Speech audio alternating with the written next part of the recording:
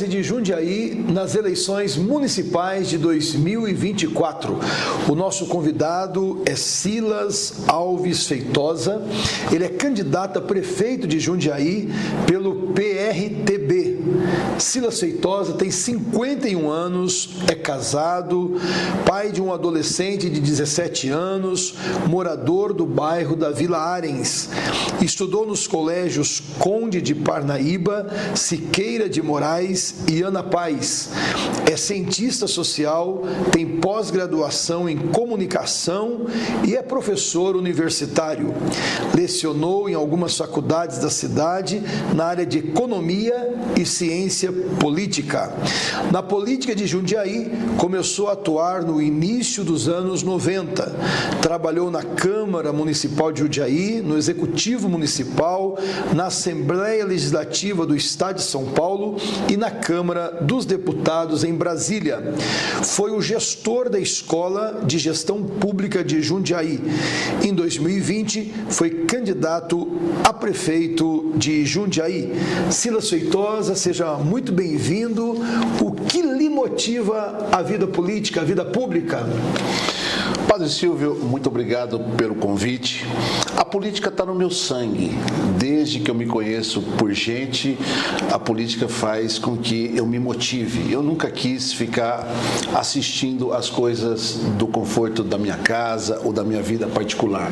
Eu sempre quis me envolver nos problemas da minha comunidade. Então, desde menino é que eu me envolvia com as campanhas eleitorais aqui em Jundiaí. Os políticos com os quais eu mais me identificava, eu ia até o comitê, pegava lá os santinhos, saía pela comunidade para distribuir.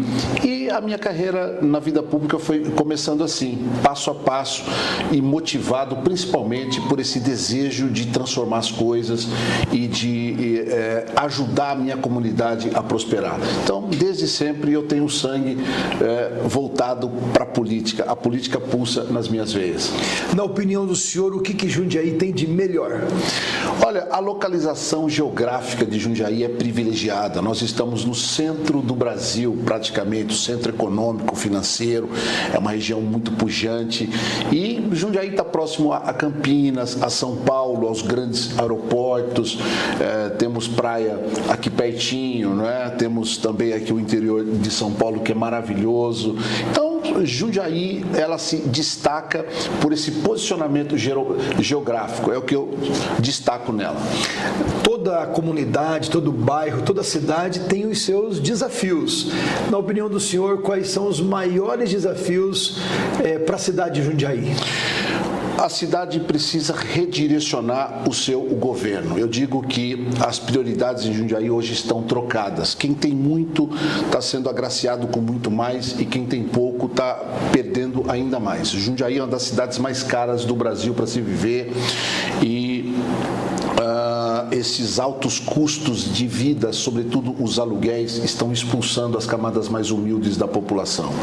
Eu, quando vim para Jundiaí, com 2 anos de idade, paguei aluguel junto com os meus pais. Eu me lembro dos meus pais juntando dinheiro, a gente era muito criança, eu sou o primeiro de 7 irmãos e eu me lembro em casa as dificuldades que era para o meu pai arcar com os custos dos aluguéis. Depois, quando eu me casei, também fui pagar aluguel junto com a minha esposa e hoje os preços dos aluguéis na cidade são muito altos e tem gente tendo que morar em Várzea, Campo Limpo e até Francisco Morato porque não dá conta de arcar com os custos dos aluguéis aqui em Jundiaí e nos últimos 8 anos nenhum programa de habitação popular foi implementado na cidade. Isso está errado, a gente precisa trocar as prioridades, precisa redirecionar o governo para trabalhar para quem de fato precisa.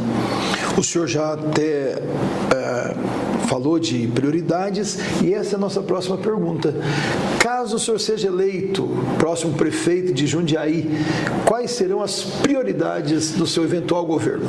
Eu vou, como eu disse, redirecionar o governo para atuar em benefício de quem realmente precisa da atuação do governo. O governo precisa funcionar para algumas pessoas.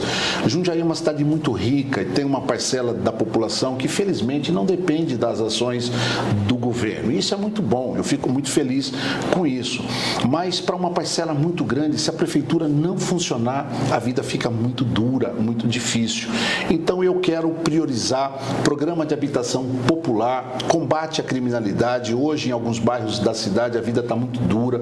Você pega, por exemplo, ali a Ponte São João, a minha Vila Ares, aqui no Engabaú mesmo, a violência está crescendo cada vez mais e é preciso fazer alguma coisa para a gente tomar as rédeas da cidade, porque as pessoas de bem estão trancadas dentro de suas casas. O centro, por exemplo, é uma região hoje que, em alguns horários, é completamente inóspito e a gente precisa ter uma atuação firme para permitir que o cidadão de bem saia de suas casas, os comércios voltem a funcionar tranquilamente.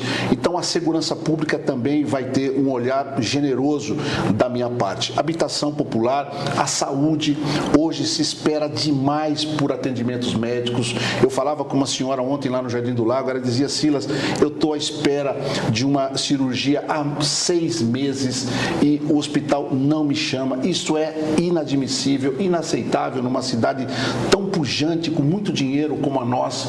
Então, nós precisamos redirecionar o foco do governo hoje para quem de fato precisa dele. E eu digo sempre, as prioridades estão trocadas. Nós vamos inverter isso e colocar o governo para funcionar para quem precisa. A cidade só pode ser boa ou boa de verdade se ela for boa para todo mundo. E hoje, infelizmente, não é a nossa realidade. A nossa conversa, Silas Feitosa, vai ser divulgada em todas as redes sociais da nossa diocese. Qual mensagem que o senhor deixa para aqueles que estiverem nos acompanhando? Uma mensagem de esperança. Eu acredito demais no potencial de Jundiaí. Essa cidade é uma cidade com potencial extraordinário para o turismo. Eu olho para Jundiaí e eu quero colocá-la no patamar das grandes cidades do mundo. Não é? Eu estive agora em Viena no início do ano visitando o bondinho elétrico. É um meio de transporte limpo, eficaz, aconchegante, que pode ser trazido para a cidade para servir de contraponto aí ao transporte convencional. A cidade está crescendo muito, a gente precisa ter um olhar para isso, porque o nosso trânsito em alguns momentos do dia já está insuportável. Então há uma série de desafios que a gente precisa enfrentar e eu estou preparado para isso. Estou com muita vontade, cheio de energia, quero compor uma equipe de altíssimo nível e elevar o padrão de Jundiaí, mostrar para a cidade que nós podemos muito mais do que nós temos tido. Jundiaí, sob a minha liderança, vai ser uma das melhores cidades do mundo, eu não tenho dúvida disso, porque potencial para isso nós temos. Todos os candidatos têm 10 minutos. O senhor tem mais 4 minutos. O senhor deseja falar algo mais ou podemos encerrar a nossa conversa? Olha, eu queria me dirigir às pessoas que ainda não me conhecem, padre. Eu tenho, como o senhor disse aí na introdução, 51 anos de idade. Eu trabalhei com os grandes prefeitos de Jundiaí. Trabalhei com o seu Ari Fossen, com o Valmor. Peguei o seu Pedro Fávaro já no finalzinho da vida dele. Foi um grande prefeito. Tenho o apoio do Ibis Cruz, que foi o melhor prefeito de Jundiaí dos últimos 50 anos. Fez a 9 de julho, a Frederico Zanam, fez a 14 de dezembro, a Imigrantes, abriu aquele bairro pujante que é lá, o Eloy Chaves, fez 2.000 casas populares lá. E ele é mais do que um apoio, ele é uma inspiração para mim. Então eu quero me espelhar nesses grandes prefeitos que entregaram essa cidade. E infelizmente nos últimos 8 anos a gente tem tido muita propaganda, muito dinheiro gasto para inculcar na cabeça do jundiaense que a cidade está às mil maravilhas e pouca efetividade. As prioridades estão trocadas.